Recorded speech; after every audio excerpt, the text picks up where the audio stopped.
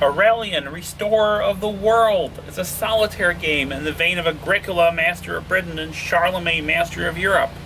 The Roman Empire is splintered. In the west, you have the Gallic Empire.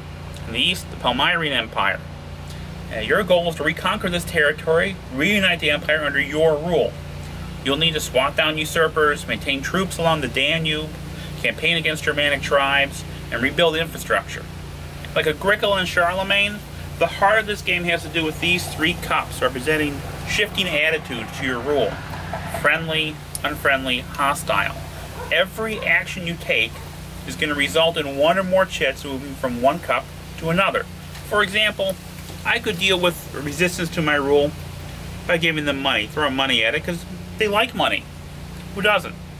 So I'm gonna pay to get rid of this guy. Now they like that, and because of that, it's going to move a chit from the unfriendly cup to the friendly cup. Now if instead I decide to suppress the unit, using my military force to disperse them and threaten them, well, they're not too fond of that.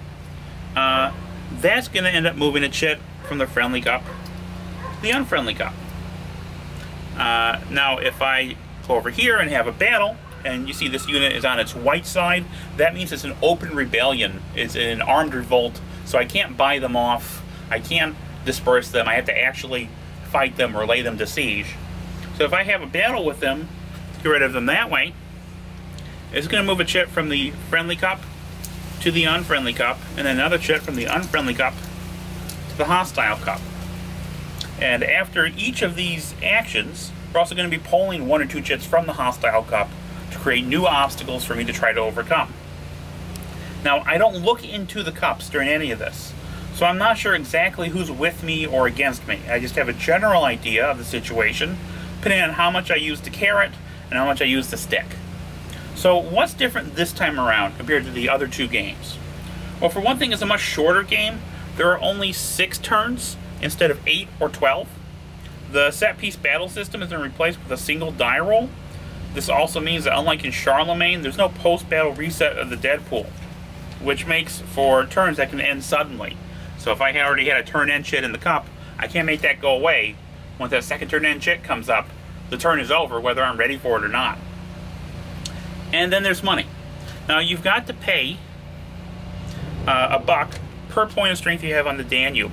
So here I have 2, that's 5, 6, 7, 8, 9, 10, 11, 12, 13, which isn't great because I only have 13 in my income. So in the income phase, I'm going to get my 13 coins, and then I'm going to spend it all on my troops. It doesn't leave me any money to build walls, which are going to help with my defenses, or temples, which are going to function like the churches or settlements in the previous games. And each of these costs $3 per step and take 2 steps to build, 2 turns to build.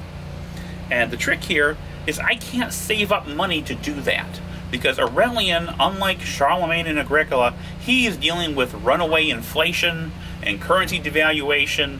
So you can never have money in excess of your income. Anything over that is lost. So I might have 10 coins going to the income phase. I'm supposed to get 13 more. I'm gonna get 3 coins. That's not great. So you have less time to do stuff, more stuff to do, less money to do it with, and all this makes for a challenging game.